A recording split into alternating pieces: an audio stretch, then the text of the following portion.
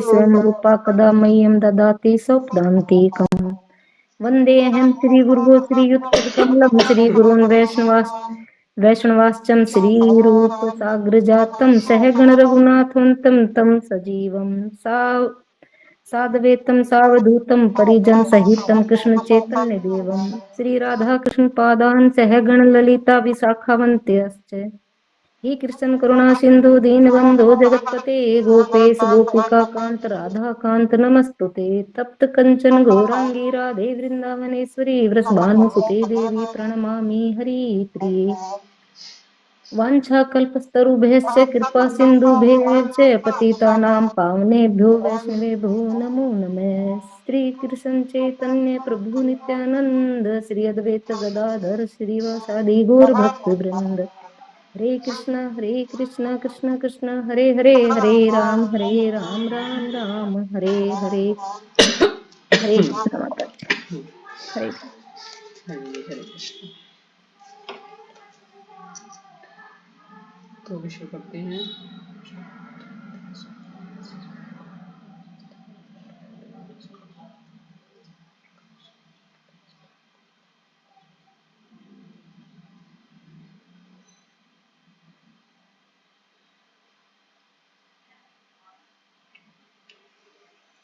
तो आज हम कर रहे हैं श्रीमद् भगवद गीता यथारूप अध्याय 15 पुरुषोत्तम योग। इसमें 18 अध्याय हैं, 700 श्लोक हैं और अभी हम कर रहे हैं 15वां अध्याय। श्लोक संख्या आज हम करेंगे 17 और 18 और 19 हो पाया तो कल हमने किया था श्लोक संख्या 15 और 16 कि मैं प्रत्येक जीव के हृदय में आसीन हूं और मुझसे ही स्मृति ज्ञान तथा विस्मृति होती है। मैं ही वेदों के द्वारा जानने योग्य हूं। निसंदेह मैं वेदांत का संकलन करता था, समस्त वेदों का जानने वाला हूं। अगला श्लोक था 16वां कि जीव दो प्रकार के हैं, च्युत तथा अच्युत। भौतिक जगत में प्रत्येक जीव च्युत क्षर होता है और आध्यात्मिक जगत में प्रत्येक जीव अच्युत अक्षर होता है। तो आपने समझ में आ गया होगा सबको च्युत और अच्युत। तो यानी हम सब क्या है, हम बद्ध जीव हैं, सब च्युत हैं, हम क्षर हैं सब, ठीक है। और जो मुक्त हैं, जो कि शुद्ध भक्त हैं, वो अक्षर इनको कहा जाएगा, वो अच्युत भक्त हैं। तो इस प्रकार से ये डिफरेंस है इनमें। जैसे यशोदा मैया क्या है, अच्युत है ना, अक्षर है, क्योंकि वो हमेशा उनका जो शरीर है वो कभी उसमें परिवर्तन नहीं होता, जैसी हैं वैसी रहती हैं। भगवान के जो सखा हैं वो सब अच्युत हैं और हमारे शरीर में परिवर्तन होता है तो हम सब च्युत हैं, यानी क्षर हैं। और इसमें एक शब्द आया था ना कि जब उनका संसर्ग भौतिक जगत से होता है तो वे जीवभूत कहलाते हैं। जीवभूत यानी जो कि हम लोग हैं, हम क्या है, भोग करने वाले हैं, इसलिए जो भोग करते हैं उनको जीवभूत कहा गया है, भोग करने वाले। और फिर आगे था जो कि एकत्व है जो, लेकिन जो जीव परमेश्वर से एकत्व स्थापित कर लेते हैं वे अच्युत कहलाते हैं। एकत्व वही होते हैं जो कि मुक्त जीव हैं, जिनकी कोई अपनी इच्छा नहीं होती, वो सिर्फ भगवान को ही प्रसन्न करने के लिए कार्य करते हैं, भगवान की इच्छा को पूरा करने में लगे रहते हैं, है ना, अपनी कोई इच्छा नहीं होती, तो उनको कहा गया है एकत्व। और जो अपने लिए ही करते सब कुछ, अपनी इंद्रियों को तुष्ट करते हैं, वो है जीवभूत। तो ये इनमें डिफरेंस है। तो आज हम करते हैं श्लोक संख्या 17।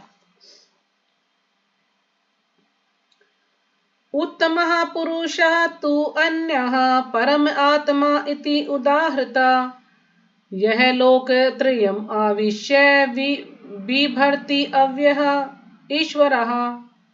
तो जो भी पढ़ना चाहे श्लोक पढ़ सकते हैं।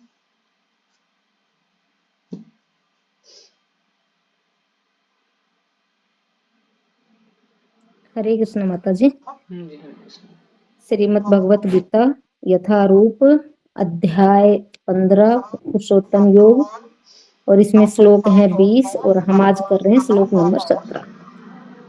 उत्तमः पुरुषः तु अन्यः परम आत्मा इति उदाहरत यह लोकत्रयम् आविश्य बिभर्ति अव्यय ईश्वर।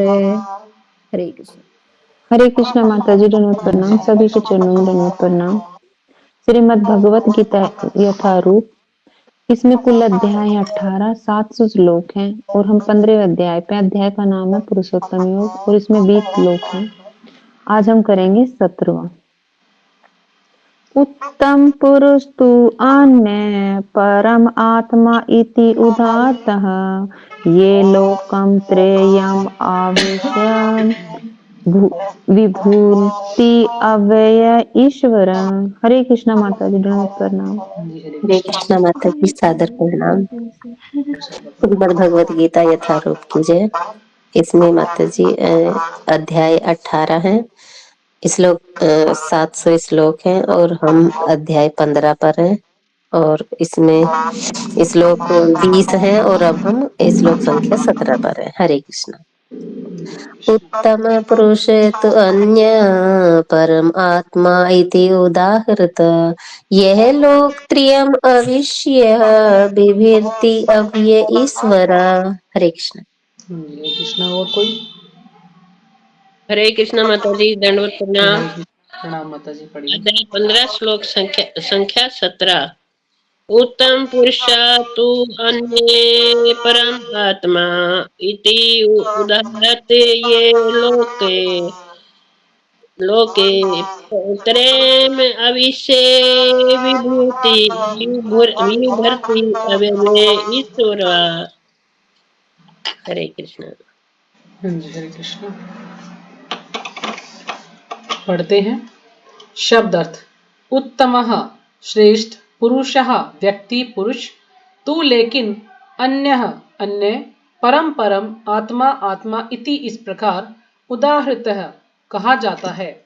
यह जो लोक ब्रह्मांड के त्रियम तीन विभागों में आविश्य प्रवेश करके बिभर्ति पालन करता है, अव्यय अविनाशी, ईश्वरः भगवान। अनुवाद। इन दोनों के अतिरिक्त एक परम पुरुष परमात्मा है जो साक्षात अविनाशी भगवान है और जो तीनों लोकों में प्रवेश करके उनका पालन कर रहा है। तो हमने अभी पहले बात की शर और अक्षर की, है ना, च्युत और अच्युत। उनके अलावा एक और व्यक्ति है, वो कौन है? परम पुरुष भगवान है, जो कि क्या है? साक्षात अविनाशी है, यानी किसका कभी विनाश नहीं होता है, और जो तीनों लोकों में प्रवेश करके उनका पालन कर रहे हैं। तो तीनों लोकों में, जैसे मैं भी कई बार जैसे पढ़ती थी तो ये सोचती थी 3 लोक, हम तो सुनते हैं 14 लोक हैं, फिर 3 लोक का क्या चक्कर है? तो 3 लोकों को डिवाइड किया हुआ है कि जैसे ऊपर के 7 लोक हैं, 6 लोक हैं, फिर नीचे के 7 लोक हैं, बीच में पृथ्वी है, यानी उधर्व लोक ऊपर के लोक, और मध्य लोक यानी पृथ्वी, और निम्न लोक यानी नीचे के जो लोक हैं। इस प्रकार से इसको बांटा गया है। तो इसलिए बोला जाता है जब भी कुछ बोल त्रिलोकी या तीनों लोकों के स्वामी, इस प्रकार से बोला जाता है। तो यानी भगवान जो है सभी लोकों में प्रवेश करके उनका पालन करते हैं। भगवान ही पालन कर सकते हैं और किसी के बस की नहीं है। तात्पर्य श्रीपाद जी के द्वारा। श्रीपाद जी की जय। इस श्लोक का भाव कठोर उपनिषद 2.2.13 तथा श्वेताश्वतर उपनिषद में 6.13 अत्यंत सुंदर ढंग से व्यक्त हुआ है। तो जो श्लोक का भाव है, यानी भाव क्या है कि भगवान कौन है, भगवान के बारे में यहाँ पर बताया गया है।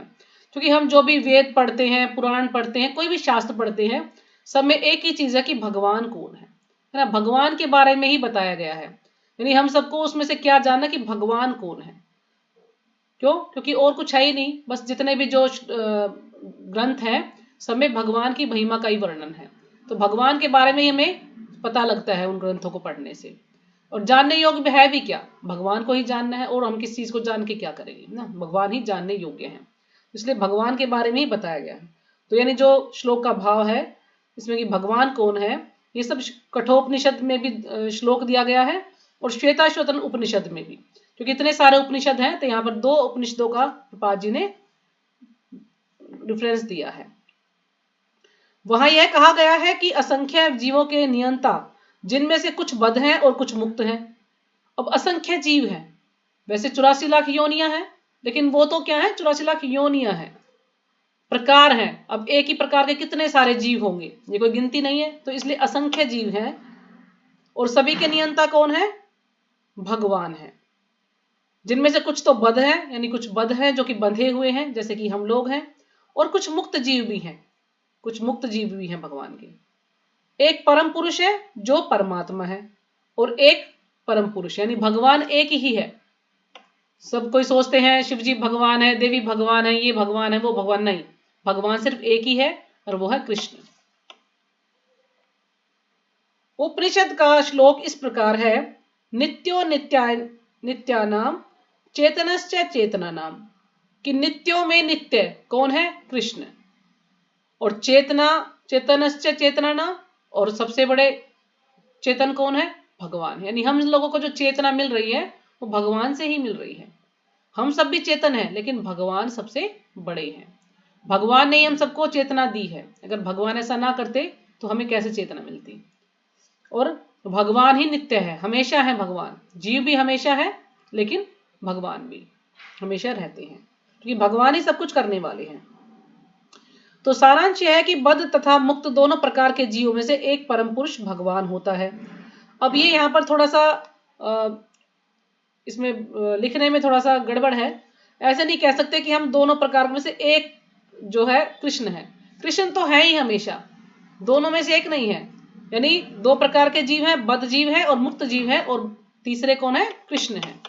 परम पुरुष कृष्ण है, भगवान है, जो उन सबका पालन करता है और उन्हें अपने उनके कर्मों के अनुसार भोग की सुविधा प्रदान करता है। अब भगवान ही सबका पालन करने वाले हैं। जैसे जिसके कर्म है उसके अनुसार उसको शरीर दिया गया है, जैसे जिसके कर्म है उसी के अनुसार वो भोग कर सकता है। उसको भोग करने की सुविधाएं दी गई हैं उसके कर्मों के अनुसार, कि वो कितना भोग कर सकता है या किस शरीर में उसको भोग करना है। तो जो भी उसकी इच्छा रही होगी या उसने जो भी कार्य किए होंगे उसके अनुसार उसको शरीर मिला है, उसी के अनुसार उसको सुविधाएं भी मिलती हैं। जैसे कोई गरीब है, कोई अमीर है ना, कोई बूढ़ा है, कोई किसी को कोई बीमारी है, कोई लंगड़ा है, किसी का हाथ नहीं है, किसी का पैर नहीं है, किसी का मुंह टेढ़ा है, तो कितने प्रकार के लोग हैं।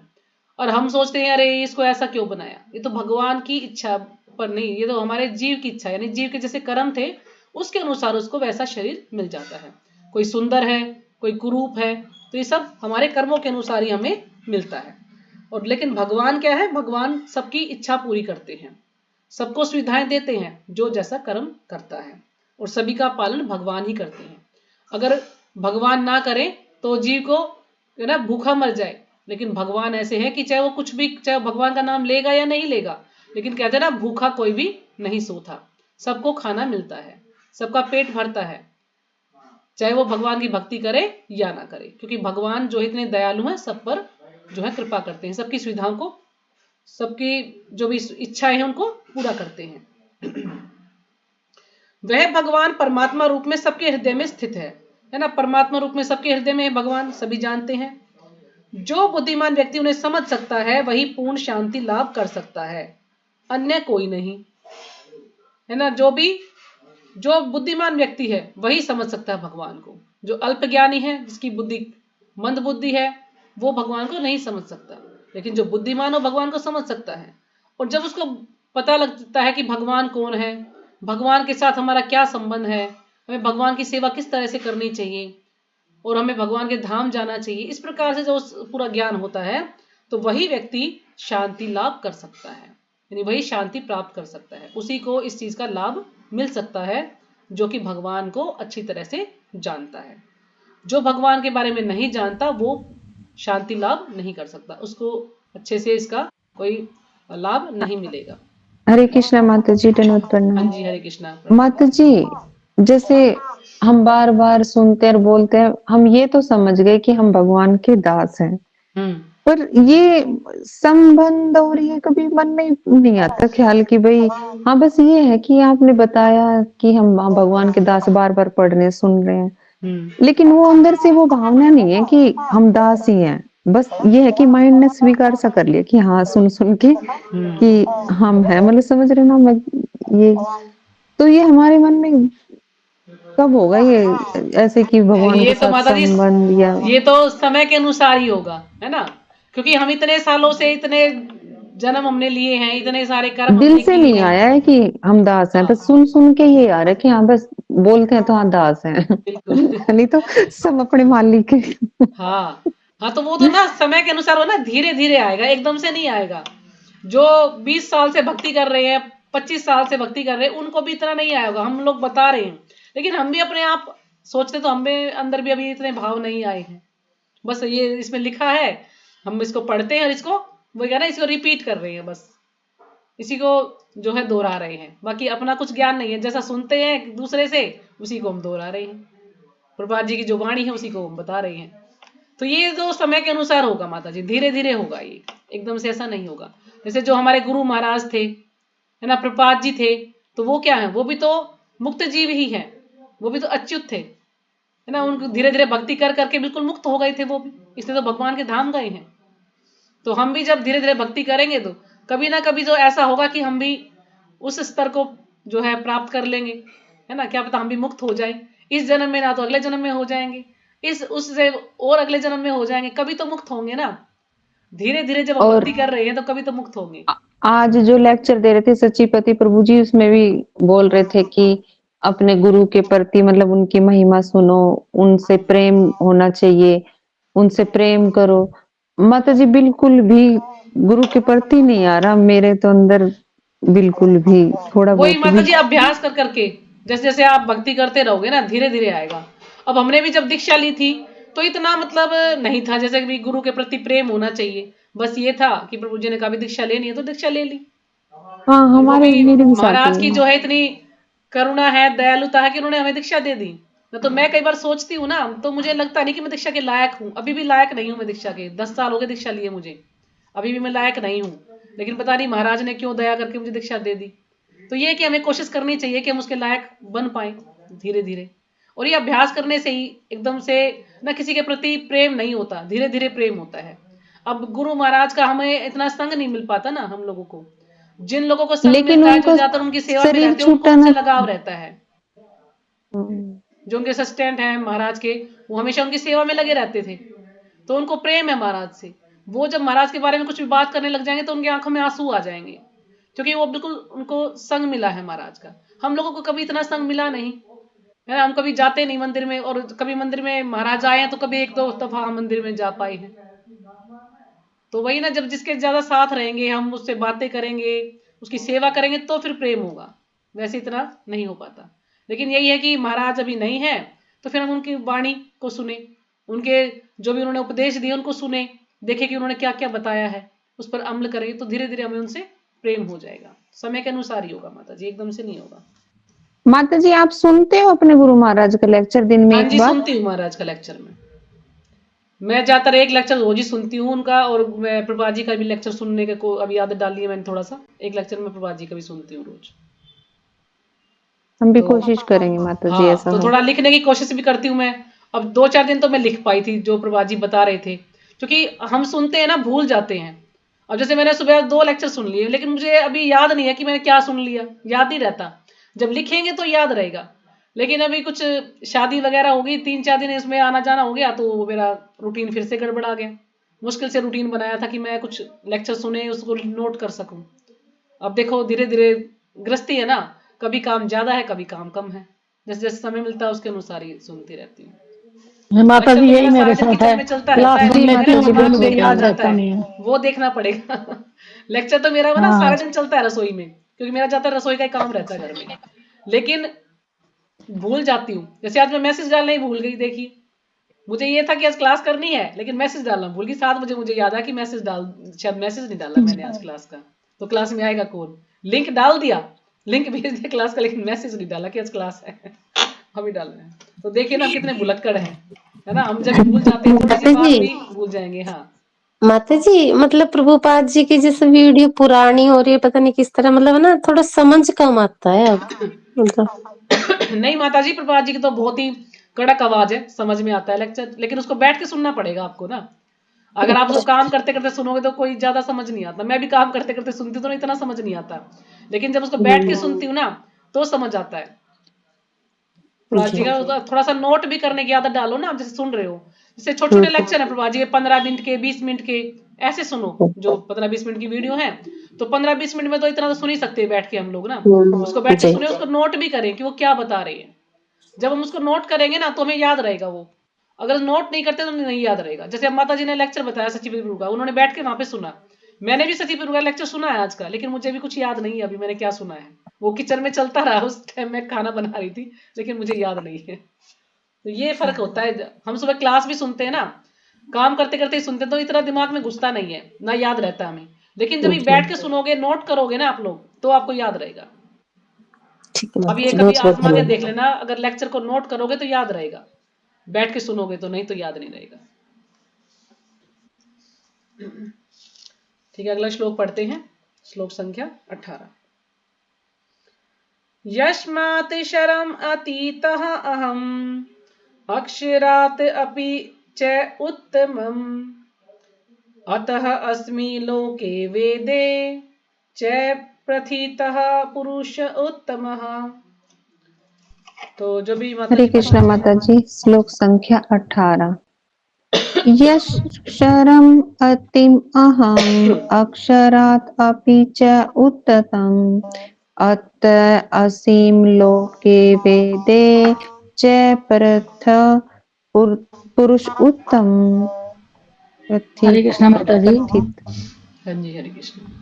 हरे कृष्णा माता जी, दंडवत प्रणाम। श्रीमद् भगवत गीता यथारूप अध्याय 15 श्लोक संख्या 18। यस्माक्षरमतीतो अहम् अक्षरादपि च उत्तम अत असीम लोके वेदे च प्रथित पुरुष उत्तम। हरे कृष्ण माता जी। हरे कृष्णा माता जी, सादर प्रणाम। श्लोक संख्या 18। यस्माक्षरम् अतीव अहम् अक्षरात् अपि च उत्तमः अतः अस्मिन् लोके वेदे च प्रतिः पुरुष उत्तमा। हरे कृष्णा। हरे कृष्णा माता जी। हरे कृष्णा। श्लोक संख्या 18। यस्मात् अक्षरम् अतीतः अहम् अक्षरात् अपि च उत्तमा अतः लोके वेदे च प्रथिते पुरुष उत्तमः।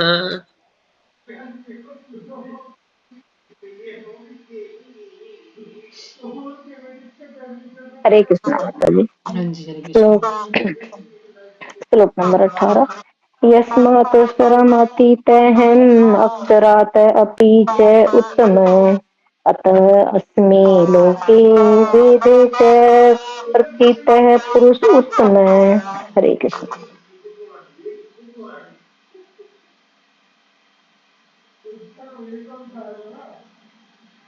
हो गया सबका?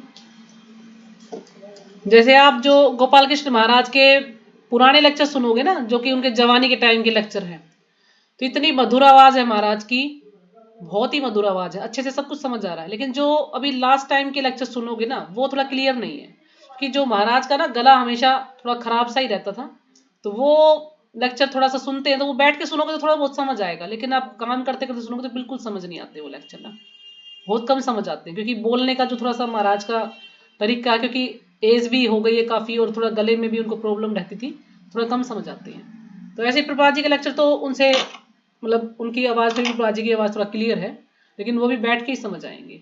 जैसे अर्चित प्रभु है ना, अर्चित प्रभु पहले सबसे पहले एक काम उनका, सबसे पहले वो प्रभुपाद जी का एक लेक्चर सुनते हैं रोज, तब जाके वो कोई कार्य करते हैं।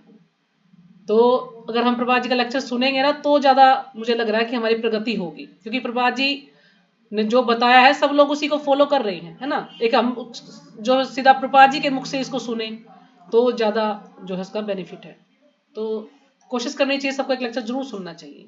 छोटे छोटे वीडियो है उनके, तो ज़्यादा बड़े भी लेक्चर भी नहीं है प्रभुपाद जी के, तो सिर्फ टू द पॉइंट है। शब्दार्थ यशमात चूंकि शरम च्युत अतीत दिव्य अहम मैं हूँ अक्षरात अक्षर से परे अपि भी चय तथा उत्तम सर्वश्रेष्ठ अतः अतएव अस्मि मैं हूँ लोके संसार में। यहाँ पे लोके संसार में है, तो यहाँ पे आप लोके संसार की जगह यहाँ पे वेद कर लेना, वेदों और पुराणों में। तो यहाँ पर वेदों और पुराणों में आएगा जो भी भगवान के बारे में, तो वेदों और पुराणों से हमें पता लगता है, लेकिन लोके संसार ये थोड़ा इसमें ठीक नहीं है। वेदे वैदिक साहित्य में चै तथा प्रथितः विख्यात पुरुषः उत्तमः परम पुरुष के रूप में। अनुवाद: चूंकि मैं शर तथा अक्षर दोनों के परे हूं, है ना, भगवान क्या है, दोनों के परे हैं, इनसे अलग है भगवान।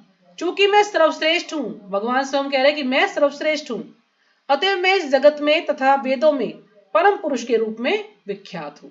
यानी इस ब्रह्मांड में, इस भौतिक जगत में भी और वेदों में और पुराणों में क्या है, भगवान विख्यात है, प्रसिद्ध है। यानी हम वेदों को पुराणों को पढ़ेंगे तो उसमें क्या है, सिर्फ भगवान की महिमा के बारे में ही बताया, वहां पे इसमें सिर्फ भगवान के बारे में ही ज्ञान दिया गया है।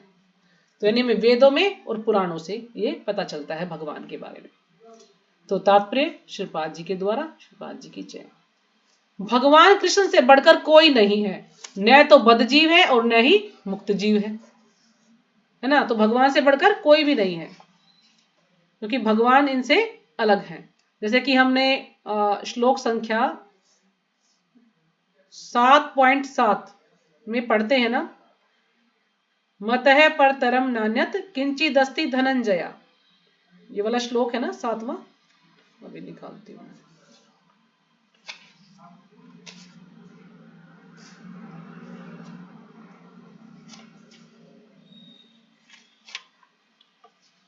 मतः परतरम नान्यत किंचिदस्ति धनंजया मयि सर्वमिदं प्रोतम सूत्रे मणिगणा इवा, कि हे धनंजय, मुझसे श्रेष्ठ कोई सत्य नहीं है। देखिए इस भगवान यहां पर भी यही कह रहे हैं कि मेरे से श्रेष्ठ कोई नहीं है, और जिस प्रकार मोती धागे में गुथे रहते हैं उसी प्रकार सब मुझ पर ही आश्रित है।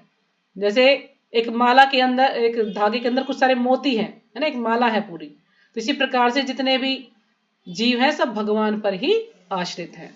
तो यानी भगवान ही सर्वश्रेष्ठ है, कई जगह भगवान ने ऐसा बताया है। लेकिन फिर भी जो निराकारवादी हैं वो इस चीज को मानते नहीं है। वो क्या कहते हैं, नहीं नहीं भगवान नहीं है, भगवान तो बस ऐसे हम जो जीव है ना उनसे कट कट के आए हैं, ब्रह्म से कट कट के, और जैसे ही हम उसमें जाएंगे तो फिर हम भगवान बन जाएंगे। तो उनकी इतनी गलत सोच है कि जो शिव बाबा है ना, शिव बाबा के अंदर जो बैठा है वो बोल रहा है, वो भगवान नहीं है, जिसके अंदर बैठा वो भगवान है, ऐसे कुछ बोलते हैं वो, उनकी अलग अलग सोच है। तो अब ये स्पष्ट हो चुका है जी, हाँ दो जी, जीव, एक बद्ध जीव और मुक्त जीव, हाँ जी, ये दोनों ही मतलब हाँ जी, मैंने बताया ना, वे जो मुक्त जीव यानी जो सिर्फ अपनी कोई इच्छा नहीं रहती उसकी, वो सब कुछ करता है भगवान के लिए करता है, तो वो मुक्त जीव है। जैसे कि हमारे गुरु महाराज भी कह सकते हैं, या इतने सारे एग्जाम्पल हैं, जैसे यशोदा मैया हैं, ये सारे मुक्त जीव हैं। मध्वाचार्य हैं, प्रपात जी हैं, या रामानुजाचार्य हैं, जितने भी हमारे आचार्य हैं ये सब मुक्त जीव है माता जी। और बद्ध जीव यानी जो कि अभी बद्ध भौतिक हम संसार में बंधे हुए हैं, हम जैसे लोग। और देखो कब तक हम बंधे रहते, कब हम मुक्त हो पाते हैं इन चीजों से ना। ऐसा नहीं कि हमें परिवार में रहें, लेकिन जो हमारी जो चेतना है ना वो सिर्फ भगवान में लगी रहे। हम परिवार के बारे में ना सोचे कुछ भी, हम जो भी कुछ करें भगवान के लिए करें, कि आज भगवान को क्या पसंद है, क्या बनाए भगवान के लिए, है ना, भगवान के लिए ड्रेस लेकर आए, भगवान के लिए ये करें, भगवान मतलब ज्यादातर भगवान के बारे में बात करें। जैसे सचिव प्रभु ने सुबह उदाहरण दिया था ना लेक्चर में, मुझे याद आया अभी, कि जब प्रभुपाद जी जाते हैं अपने ससुराल अपनी पत्नी को लेने के लिए या उनसे मिलने के लिए जाते हैं, तो उनके ससुर उनसे बात करते हैं कि और बताओ भाई तुम्हारा कैसा बिजनेस चल रहा है, कुछ ऐसे बात करना चाहते हैं गृह गृहस्थी के बारे में। लेकिन प्रभुपाद जी कृष्ण से शुरू करते हैं, हाँ कृष्ण ये, कृष्ण वो, ये वो, ऐसे बातें करते हैं उनसे। तो वो कहते हैं कि मैं तुमसे घर के बारे में पूछना चाहता हूँ, तुम कृष्ण को बीच में ले आते हो। तो यानी इससे पता लगता है कि प्रभुपाद जी कितने मुक्त थे, हमेशा कुछ भी देखते ना वो। जैसे एक बार वो रोड पे खड़े थे, तो वहां से एक ट्रक जा रहा था, तो जो भक्त थे उन्होंने सोचा देखते प्रभुपाद जी क्या सोच रहे हैं, तो पूछते कि प्रभुपाद जी आप ट्रक के बारे में आपका क्या ख्याल है। तो प्रभुपाद जी कहते मेरा ये ख्याल है कि इस ट्रक को मैं कैसे भगवान की सेवा में लगा सकता हूँ, क्या सेवा इससे भगवान की कर सकता हूँ। तो प्रभुपाद जी हमेशा यही सोचते थे कि मैं कैसे हर वस्तु को भगवान की सेवा में लगा दूं। तो ये है, यानी हम कुछ भी कार्य करें तो भगवान के लिए करें, तो वो है मुक्त जीव। और हम सोचते हैं कि अगर ये वस्तु मेरे पास हो तो मैं से सुखी हो जाऊंगा, है ना, मेरी ये इच्छा है, भगवान मेरी ये इच्छा पूरी कर दे बस। तो हम क्या है, अभी भोगी हैं, हम भोग करना चाहते हैं ज्यादा से ज्यादा, हमारी कुछ ना कुछ इच्छाएं रहती हैं। अगर हम ये इच्छा करें कि हम भगवान के धाम चले जाएं तो ये गलत नहीं होगा, भगवान के धाम जाने के लिए हमें प्रयास करना चाहिए। लेकिन अगर हम ये इच्छा करते हैं, हम सोचते हैं कि मैं अपने दम पर भगवान के धाम चला जाऊंगा या चली जाऊंगी, क्यों, क्योंकि मैं इतनी भक्ति करता हूं, मैं इतनी माला करता हूं, तो भगवान को मेरे लिए अपना दरवाजा खोलना ही पड़ेगा, मैं चला जाऊंगा, तो ये क्या है, ये गलत धारणा है। ऐसा नहीं, हम भक्ति कर रहे हैं, लेकिन हम ये सोचना चाहिए कि हम भक्ति कर रहे हैं, लेकिन जब भगवान की कृपा होगी तो हम चले जाएंगे। देखते हैं भगवान हम पर कब कृपा करते हैं। हम कोई भक्ति करके एहसान नहीं कर रहे हैं भगवान के ऊपर कि भाई हमने इतनी भक्ति की है तो हमें तो गोलोक धाम जो है जाना ही है, हमें तो वहां मिलना ही चाहिए स्थान, ऐसा नहीं है। तो ये अहंकार आ जाएगा। तो हम कर रहे हैं, ठीक है, जितना हमसे हो पा रहा हम करें, वो भगवान की इच्छा है कि भगवान हमें कब अपने धाम में बुलाते हैं। तो अब यह स्पष्ट हो चुका है कि जीव तथा भगवान व्यष्टि हैं, है ना, जीव अलग है और भगवान अलग है, यानी दोनों का अलग अलग व्यक्तित्व है, दोनों का अलग अलग एक निजी सत्ता है। जीव का अलग अस्तित्व है और भगवान का अलग है। अंतर इतना है कि जीव चाहे बद्ध अवस्था में रहे या मुक्त अवस्था में रहे, वह शक्ति में भगवान की अकल्पनीय शक्तियों से बढ़कर नहीं हो सकता। चाहे वो मुक्त जीव है चाहे बद्ध जीव है, लेकिन वो भगवान की जो शक्तियां हैं उनसे ज्यादा उसके अंदर शक्तियां नहीं हो सकती है। भगवान के जो भी गुण हैं जीवों के अंदर भी हैं, लेकिन सीमित मात्रा में है। मात्रा की दृष्टि से हम अलग हैं, चाहे मुक्त जीव है चाहे वो बद्ध जीव है। मुक्त जीव जब भगवान के धाम चले जाएंगे तो वहां पर भी जाकर भगवान के दास ही रहेंगे, वो भगवान की सेवा ही करेंगे वहां जाकर। ऐसा नहीं कि भगवान बन जाएंगे या जो भगवान के अंदर जितनी शक्तियां वो जीव के अंदर आ जाएंगी, ऐसा नहीं है, अलग ही रहेंगे, दोनों में अंतर रहेगा ही। क्योंकि भगवान की शक्तियां अकल्पनीय हैं, या कि मतलब इतनी ऐसी शक्तियां कि भगवान की हम कल्पना भी नहीं कर सकते, उनके बारे में सोच भी नहीं सकते। तो देखिए जब ब्रह्मा जी ने ग्वाल बालों को चुरा लिया तो भगवान, जितने भी ग्वाल बाल थे, गैया थी, सब भगवान बन गए। यहां तक कि जो एक छड़ी लेके खड़ा रहता है वहां पे गैयों को चराने के लिए, वो भी छड़ी भी भगवान बन गए। तो क्या हम बन सकते हैं? हमारे अंदर है इतनी शक्तियां, जो सिद्धि प्राप्त कर लेंगे अष्टांग योग करके, वो भी इतना नहीं कर सकते कि ऐसी सिद्धियां उनके पास वो भगवान बन जाएंगे, बिल्कुल नहीं बन सकते। तो ये अंतर तो हमेशा रहेगा ही, क्योंकि भगवान की शक्तियां ऐसी हम सोच भी नहीं सकते, कल्पना भी नहीं कर सकते उनके बारे में कि भगवान किस समय क्या कर सकते हैं। यह सोचना गलत है कि भगवान तथा जीव समान स्तर पर है या सब प्रकार से एक समान है। तो जो कुछ लोग ऐसा सोचते हैं कि भगवान और हम एक समान है, निराकारवादी, तो हम एक समान कभी नहीं हो सकते हैं, हम भगवान के समान स्तर पर नहीं हो सकते हैं। इनके व्यक्तित्व में सदैव श्रेष्ठता तथा निम्नता बनी रहती है। व्यक्तित्व यानी जो निजी उनका अस्तित्व है, उसमें से श्रेष्ठता और निम्नता बनी रहेगी। यानी जीव क्या है, निम्न है, और भगवान श्रेष्ठ है। उत्तम शब्द अत्यंत सार्थक है, यानी भगवान से बढ़कर कोई भी नहीं है। लोके शब्द पौरुष आगम स्मृति शास्त्र में के लिए आया है।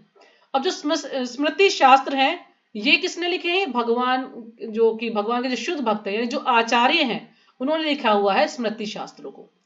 और जो वेद वगैरह हैं वो लिखे हैं भगवान के शक्तावेश अवतार, यानी व्यास देव जी ने लिखा है उनको, क्योंकि भगवान ने उनको इतनी शक्तियां दी हैं।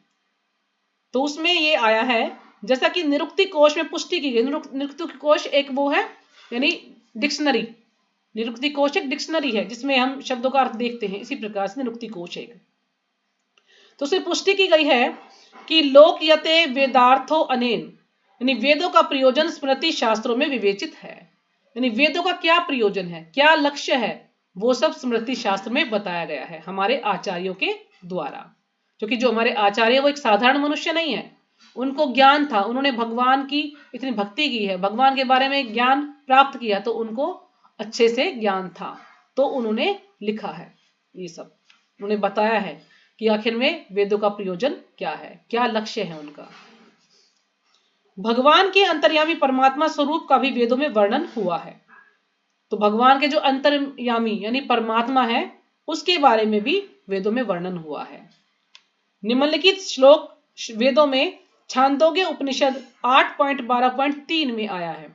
तो अब यहाँ पर छांदोग्य उपनिषद के बारे में चर्चा की है। हमारे 108 उपनिषद हैं, तो ये इसके बारे में यहाँ पर बता रहे हैं कि ताव देश संप्रसादो अस्मात् अस्माच्छ रिरात समुत्थाय परम ज्योति रूपम संपद्य स्वेन रूपेणाभिनिष्पद्यते स उत्तमः पुरुषः। यानी शरीर से निकलकर परमात्मा का प्रवेश निराकार ब्रह्म ज्योति में होता है। शरीर से निकलकर परम आत्मा का प्रवेश निराकार ब्रह्म ज्योति में होता है, तब वे अपने इस आध्यात्मिक स्वरूप में बने रहते हैं। यह परम आत्मा ही परम पुरुष कहलाता है। तो जो परम आत्मा ये क्या है? ये परम पुरुष, यानी परम पुरुष का जो प्रकाश है, यानी भगवान का जो प्रकाश है, वही क्या है? ब्रह्म तेज है। यानी वो अपने आध्यात्मिक स्वरूप में बने रहते हैं। इसका अर्थ यह हुआ कि परम पुरुष अपना आध्यात्मिक तेज प्रकट तथा प्रसारित करते रहते हैं। यही चरम प्रकाश है। यानी भगवान क्या है कि भगवान का जो ये प्रकाश है, ये हमेशा प्रकट होता है और प्रसारित होता है, यानी फैलता रहता है। यही चरम प्रकाश, यानी इस प्रकाश से ऊपर और कोई भी प्रकाश नहीं है। ऐसा चरम प्रकाश है ये। उस परम पुरुष का एक स्वरूप है अंतर्यामी परमात्मा। यानी एक रूप क्या है भगवान का? ब्रह्म तेज, जो कि निराकारवादी करते हैं, जिसको मानते हैं। और दूसरा है अंतर्यामी परमात्मा, जो कि अष्टांग योगी उसका दर्शन करना चाहते हैं अपने हृदय में। और भगवान सत्यवती तथा पराशर के पुत्र रूप में अवतार ग्रहण कर व्यास देव के रूप में वैदिक ज्ञान की व्याख्या करते हैं। तो भगवान ने सक्तावेश अवतार के रूप में सत्यवती और पराशर मुनि के पुत्र रूप में वो आए हैं और उन्होंने वेदों की व्याख्या की है। तो जितने भी वेद हैं, उपनिषद हैं, ये सब जो है व्यास देव जी ने इनको लिखा है, क्योंकि भगवान ने उनको इतनी शक्ति दी थी। भगवान अपने जो है व्यास देव के रूप में यहाँ पर आए हैं, शक्तावेश अवतार। तो अभी एक श्लोक और हो जाएगा। श्लोक संख्या 19।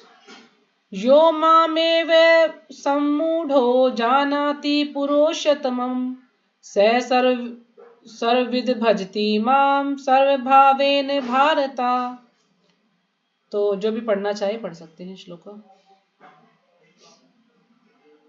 हरे कृष्णा माता जी। श्लोक संख्या 19।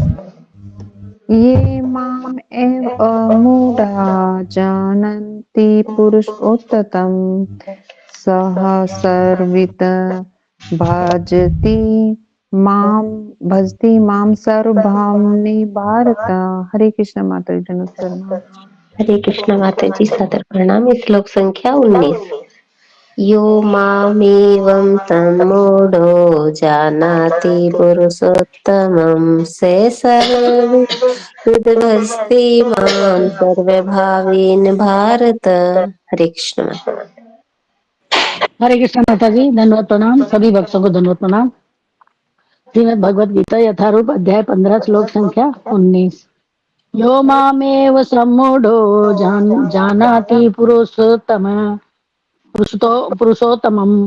सः सर्वविभजति माम सर्वभावेन भारत। हरे कृष्ण माता जी। हरे कृष्णा माता जी प्रणाम। श्लोक संख्या 19। यो माम एवं असम्मूढ़ा जानाति पुरुष उत्तमं स सर्वविद भजति पुरुष भजति में सर्वे भावेन भारत। हरे कृष्णा। और कोई? हरे कृष्णा माता जी। धन्यवाद प्रणाम। हरे कृष्णा प्रणाम। श्रीमद् भगवद गीता यथारूप अध्याय 15 श्लोक नंबर 19। यो मामे एवं समूढ़ जनाति पुरुष उत्तम स सर्वे वित्तः भजति मामे सर्वभावेन भारत। हरे कृष्ण माता जी। हरे कृष्ण। शब्दार्थ। यह जो मां मुझको एवं इस प्रकार असम्मूढ़ा संशय रहित जानाति जानता है पुरुष उत्तमम भगवान सह वह सर्वविद सब कुछ जानने वाला भजती भक्ति करता है मां मुझको सर्वभावेन सभी प्रकार से भारत हे भरत पुत्र। तो जो कोई भी मुझे संशय रहित होकर पुरुषोत्तम भगवान के रूप में जानता है ना, जो कोई संशय रहित होकर, यानी इसको कोई डाउट नहीं है, कोई संदेह नहीं है कि भगवान है या नहीं है, बिल्कुल संशय रहित होकर पुरुषोत्तम भगवान के रूप में जानता है, वह सब कुछ जानने वाला है, यानी वो व्यक्ति सब कुछ जान जाता है।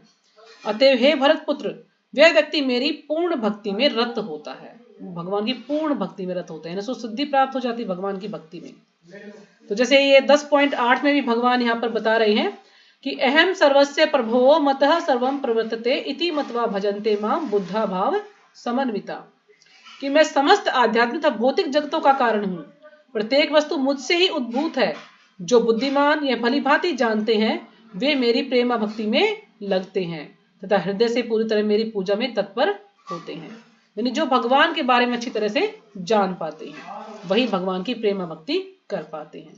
यह भी बोला जाता है कि जब जीव भगवान की भक्ति में जुड़ जाता है, जैसे ही हम लोग भगवान की भक्ति में जुड़ते हैं तो हमारी मुक्त होने की प्रक्रिया शुरू हो जाती है, यानी हम धीरे धीरे जो है मुक्त हो रहे हैं, और एक दिन ऐसा अवश्य आएगा कि हम पूरी तरह से मुक्त हो जाएंगे, यानी विरक्त हो जाएंगे इस भौतिक संसार से, लेकिन वो समय के अनुसार होगा।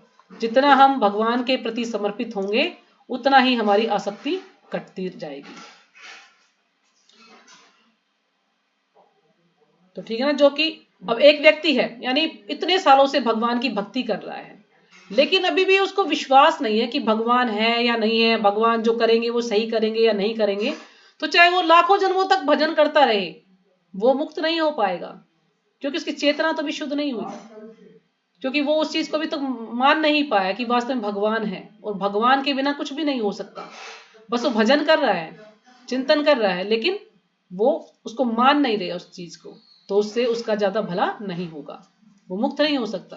और एक व्यक्ति थोड़े दिन ही उसको भक्ति में जुड़े हुए है, और लेकिन उसकी जो चेतना है बिल्कुल शुद्ध है, उसको पूर्ण विश्वास है भगवान पर कि भगवान जो करेंगे सही करेंगे, यानी भगवान ही, कृष्ण ही जो है परम भगवान है, उसको कोई उससे डिगाना भी चाहे तो वो डिगेगा नहीं, नहीं नहीं भगवान ही भगवान, कृष्ण ही भगवान है, तो ऐसा व्यक्ति की जल्दी मुक्ति हो जाती है। मेन है चेतना का खेल है, हमारी चेतना अब तक कितनी विकसित हुई है, हमारी चेतना कितनी शुद्ध हुई है अभी तक, इस पर डिपेंड करता है। तो देखिए हरे कृष्ण माता जी। हाँ जी, हाँ जी, हरे कृष्ण माता जी, आप जैसे कल बता रहे थे कि ना 50 साल की उम्र तक ही शरीर मतलब निश्चित हो जाता कि अगला शरीर किसका मिलेगा, तो माता जी तो कई तो भक्ति में हमारे जैसे तो अभी तक भक्ति में भी नहीं आए, तो हमारा तो फिर अब नहीं माता जी कुछ तो होता होगा, मैंने तो सच्ची प्रभु से ही सुना है कई बार, वही बताते हैं कि 50 साल की उम्र तक हमारा जो सूक्ष्म शरीर बन जाता है कि अगला शरीर हमें किस चीज कौन सा मिलेगा। कई के मतलब बहुत ज्यादा ही 50 साल के बाद ही थोड़ा सा भक्ति में ज्यादा रत होते हैं, तो फिर वो शरीर तो उनका पहले बन चुका होता है, तो फिर उस भक्ति का तो भक्ति का कुछ तो माता जी फल मिलेगा उनको, वो भगवान पर डिपेंड करता है ना। मैं बता रही हूँ ना, अगर किसी की चेतना ऐसी होगी कि वो थोड़ी सी भक्ति करके भी उसकी चेतना इतनी शुद्ध हो जाती है, और किसी को चाहे 20 साल से भक्ति में लगा फिर भी चेतना शुद्ध नहीं हुई उसकी अभी तक, तो वो प्रभा जी खुद बोलते हैं एक तात्पर्य में, हमने पता नहीं कौन से में पढ़ा था, कि अगर भगवान को पा तो 1 मिनट में हम भगवान को पा सकते हैं, और हम चाहे लाखों जन्मों तक भक्ति करें जब भी भगवान को नहीं पा सकते। वो सारा खेल चेतना का है, चेतना कितनी शुद्ध हुई है हमारी, तो उसमें जरूर कुछ ना कुछ तो डिस्काउंट मिलता होगा। अगर कोई 50 साल के बाद भक्ति में जुड़ा है तो भगवान देख रहे हैं कि कौन कब जुड़ा है, या हो सकता है पहले भी उसने कुछ भक्ति की हो, पिछले जन्म में भक्ति की हो और अब इस जन्म में लेट जुड़ा हो, ये भी हो सकता है ना। तो भगवान का है माता जी, उसमें भगवान ही जानते हैं किसको क्या मिलेगा, हम तो सिर्फ जो पढ़ रहे हैं उसी को दोहरा रहे हैं, जो सुन रहे हैं। हरे कृष्ण, धन्यवाद। कहते हैं कि भक्ति कभी खराब नहीं जाती, कोई थोड़ी सी भी भक्ति करता है तो अगले जन्म में उसको ना संचित हो जाती है, अगले जन्म में उसको फिर वो आगे से शुरू करता है। अब हम सब लोग भक्ति में जुड़े हैं ना, तो इससे आप अंदाजा लगा सकते हैं कि हमने जरूर पिछले जन्म में थोड़ी बहुत भक्ति की होगी भगवान की, तभी हम इस जन्म में जुड़े हैं। अगर हमने बिल्कुल भी भक्ति नहीं की होती ना तो हम अभी तक जुड़ते ही नहीं। जैसे आप किसी को जोड़ना चाहते हो, उसको कितना भी कह लो लेकिन वो भक्ति में जुड़ता नहीं है ना, आनाकानी करता रहेगा, मना करता रहेगा, तो उनके कर्म है कि वो उनको भक्ति में जुड़ने नहीं देते। लेकिन जैसे उनकी चेतना थोड़ी शुद्ध होगी या भगवान की कुछ कृपा होगी, भक्तों की कृपा होगी, तो शायद भक्ति में जुड़ जाएगा वो। सही है। हाँ जी बोलिए। जो कहते हैं जिसने शिव जी की पहले पूजा भक्ति करी होगी ना, वही कृष्ण जी की भक्ति में जुड़ सकता है। नहीं, ये तो ऐसा कुछ नहीं है माता जी।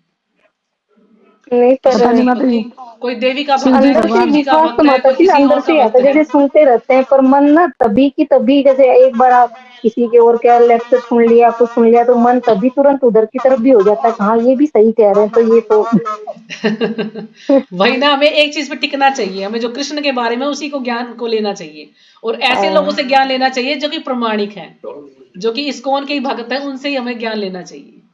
हमें किसी और से, जैसे अब जगह जगह पर बहुत सारे लोग हैं जो कि ओ कथा कर यार रहे भूल हैं, तो जाऊं हमें उसमें सब तो कथा नहीं सुननी चाहिए, है ना। माता जो जी यही है। प्रमाणिक है उन्हीं से ज्ञान लेना तड़क चाहिए। बंदरा निदान। हाँ जी, हरे कृष्ण माता। हाँ जी, हरे कृष्ण। अभी आप देखिए इस तात्पर्य को पढ़ेंगे तो उसमें प्रभा जी और थोड़ा और अच्छे से समझाएंगे हम लोगों को। तात्पर्य श्रीपाद जी के द्वारा, श्रीपाद जी कीजिए। जीव तथा भगवान की स्वाभाविक स्थिति के विषय में अनेक दार्शनिक उहापोह करते हैं। अब दार्शनिक उहापोह करते, उहापोह क्या है? तर्क वितर्क करते हैं, है ना, विचार विमर्श करते हैं, सोचते हैं कि भगवान है या नहीं है, भगवान पता नहीं कैसे हैं, ऐसे हैं या वैसे हैं, वो कुछ ना कुछ तर्क वितर्क करते रहते हैं, अपने मन की जो काल्पनिक इच्छाओं से कुछ ना कुछ सोचते रहते हैं, अपने मन गढ़ंत तरीकों से भगवान को जानने का प्रयास करते हैं। यानी इसी उहापोह में, इसी उधेड़ बुन में वो लगे रहते हैं कि भगवान है या नहीं है, तर्क वितर्क के द्वारा।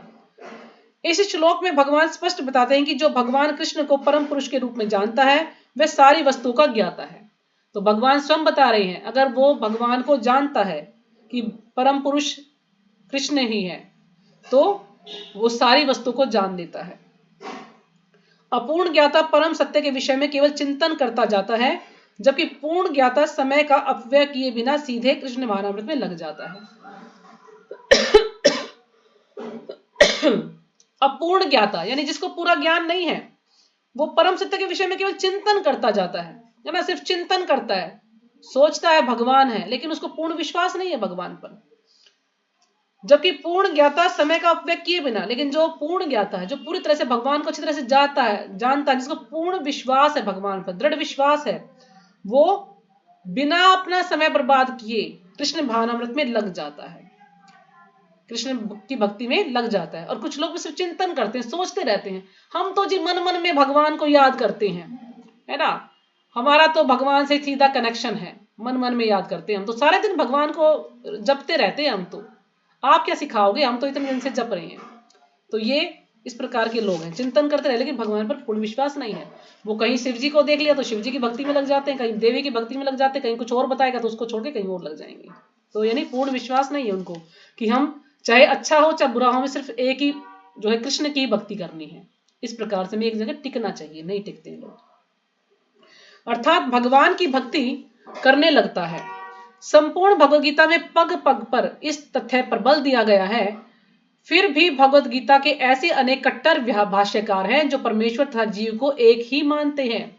यानी पग पग पर यह बात बताई गई कि भगवान ही परम पुरुष भगवान है, परम पुरुषोत्तम है, लेकिन फिर भी भगवद गीता के ऐसे अनेक कट्टर भाष्यकार हैं, है ना, बहुत से लोगों ने भगवद गीता को लिखा है, ऐसा नहीं कि एक ही गीता है, बहुत सारे लोगों ने गीता लिखा है, लेकिन किसी को भी उसका अर्थ नहीं पता है अच्छे से, बस गीता लिख दी है अपनी प्रसिद्धि के लिए, भाई फलाने व्यक्ति ने गीता लिखी है, उसमें अपना ही गुणगान ज्यादा किया है, भगवान का तो कोई गुणगान किया ही नहीं उसमें। जो कि भगवद गीता लिखने के बाद भी परमेश्वर तथा जीव को एक ही मानते हैं, क्या सोचते हैं, हाँ कि जीव और भगवान एक ही है, हम ही भगवान है, जैसे ही हमारी मृत्यु होगी हम जो है ब्रह्म तेज में विलीन हो जाएंगे, हम भगवान बन जाएंगे, क्योंकि जो जीव है वो भगवान से कट कट कर आया है, और जैसे ही वो ऊपर जाएगा तो भगवान से मिल जाएगा तो भगवान बन जाएंगे फिर से, वो ये सोचता है। वैदिक ज्ञान श्रुति कहलाता है, वैदिक ज्ञान श्रुति कहलाता है, जिसका अर्थ है श्रवण करके सीखना। अब जो वैदिक ज्ञान को श्रुति कहा है, श्रुति यानी जो कि हम श्रवण करके सीखते हैं, सुनते हैं उस चीज को, और जो स्मृति है, स्मृति को यानी हम चिंतन करते हैं, हम उसको याद रख पाते हैं, वो है स्मृति ज्ञान। वास्तव में वैदिक सूचना कृष्ण तथा उनके प्रतिनिधियों जैसे अधिकारियों से ग्रहण करनी चाहिए। देखिए प्रभा जी यही बात बता रहे हैं ना, अभी हम जो बात कर रहे थे कि हमें जो भगवान के वैदिक सूचना यानी जो कृष्ण उनके जो प्रतिनिधि हैं, यानी जो प्रमाणिक हैं, उन्हीं से हमें जो है ये उनके बारे में सुनना चाहिए, उन्हीं से हमें ग्रहण करना चाहिए, हमें किसी और से ज्ञान नहीं लेना चाहिए। जहां कृष्ण ने हर वस्तु का अंतर सुंदर ढंग से बताया है। हर वस्तु का अंतर बताया भगवान ने, अतएव इसी स्रोत से सुनना चाहिए। लेकिन केवल सूकरों की तरह सुनना पर्याप्त नहीं है कि केवल हम सूरों की तरह से सुनो इसको। मनुष्य को चाहिए कि अधिकारियों से समझे, कि हर किसी से भी हम ज्ञान न लेने बैठ जाएं। हमें जो प्रमाणिक हैं, जो सही से भगवान के बारे में बताते हैं, हमें उन्हीं से ज्ञान लेना चाहिए, किसी से भी ज्ञान नहीं लेना चाहिए। ऐसा नहीं कि केवल शुष्क चिंतन ही करता रहे, है ना, हमें सिर्फ शुष्क चिंतन नहीं करना है, यानी सूखा सूखा ज्ञान नहीं लेना है जिसके अंदर कोई रस ही नहीं है, यानी ऐसा ज्ञान नहीं लेना है जिसका कोई आधार ही नहीं है। कोई तो आधार हो उस चीज का, किसी पर तो वो टिका हो, कोई तो प्रमाण हो उनके पास, तो ऐसा हमें ज्ञान लेना चाहिए। ऐसा शुष्क ज्ञान नहीं लेना चाहिए कि सूखा सूखा हम चिंतन करते हैं। मनुष्य को विनीत भाव से भगवत गीता से सुनना चाहिए कि सारे जीव सदैव भगवान के अधीन हैं। तो भगवत गीता के से हमें सुनना चाहिए, किसी प्रमाणिक गुरु से सुनना चाहिए कि जीव क्या है, सदैव भगवान के अधीन है, यानी हम भगवान के समतुल्य नहीं है, हम भगवान के समान नहीं है, और हम भगवान नहीं बन सकते, हम सिर्फ भगवान के दास ही रहेंगे। जो भी इसे समझ लेता है वही श्री कृष्ण के कथन अनुसार वेदों के प्रयोजन को समझता है। जो इस चीज को समझता है वही वास्तव में वेदों के प्रयोजन को समझता है, यानी वेदों का लक्ष्य क्या है, उस चीज को, वेदों का उद्देश्य क्या है, इस चीज को वही समझ पाता है, अन्य कोई नहीं समझता। वेद तो बहुत सारे लोग पढ़ते हैं, है ना, कुछ कहेंगे वेदी है, भाई इन्होंने 2 वेद पढ़े हैं, कोई त्रिवेदी है, कोई चतुर्वेदी है, सबने वेदों का अध्ययन किया है, लेकिन सबने उसमें जाना क्या है, भगवान कौन है ये तो नहीं जाना, हम कौन है, हम भगवान के अधीन है, ये सब उनको पता ही नहीं है। तो वो नाम के वेद पढ़े हैं उन्होंने, तो वो अच्छे तरह से वेदों को जान नहीं पाए कि आखिर वेदों का उद्देश्य क्या है। भजती शब्द अत्यंत सार्थक है। कई स्थानों पर भजती का संबंध भगवान की सेवा के अर्थ में व्यक्त हुआ है, यानी भजती का अर्थ है कि भगवान की सेवा में, कि भगवान को भजना, भगवान का भजन करना, भगवान की सेवा करना। यदि कोई व्यक्ति पूर्ण कृष्ण भावनामृत में रत है, अर्थात भगवान की भक्ति करता है, तो यह समझना चाहिए कि उसने सारा वैदिक ज्ञान समझ लिया है ना। कोई पूरी तरह से भगवान की शरणागत है, भगवान की भक्ति में लगा हुआ है, तो उसे समझ लेना चाहिए कि उसने सारा वैदिक ज्ञान जो है समझ लिया है। वैष्णव परंपरा में यह कहा जाता है कि यदि कोई कृष्ण भक्ति में लगा रहता है तो उसे भगवान को जानने के लिए किसी अन्य आध्यात्मिक विधि की आवश्यकता नहीं रहती है। अब जो वैष्णव परंपरा है, वैष्णव परंपरा यानी जो कि हम वैष्णव परंपरा से हमने ज्ञान लिया है, पहले जैसे कि भगवान ने ब्रह्मा जी को ज्ञान दिया, ब्रह्मा जी ने नारद मुनि को दिया, नारद मुनि ने व्यास देव को दिया, व्यास देव ने सुखदेव गोस्वामी को दिया। इस प्रकार से धीरे धीरे जो ये गुरु परंपरा, ये वैष्णव परंपरा चली आ रही है।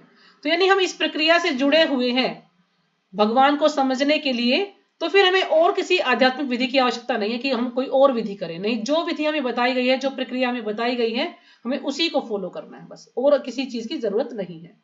भगवान की भक्ति करने के कारण वह पहले से लक्ष्य तक पहुंचा रहता है। तो देखिए यहां पर बता रहे हैं कि जब हम भगवान की भक्ति करने से के कारण पहले से ही हम मतलब शुरुआत जैसे करते हैं, भगवान की भक्ति करने की शुरुआत करते हैं, तो हम पहले से ही लक्ष्य तक पहुंचे रहते हैं, यानी हमारी मुक्ति की जो है प्रक्रिया शुरू हो जाती है।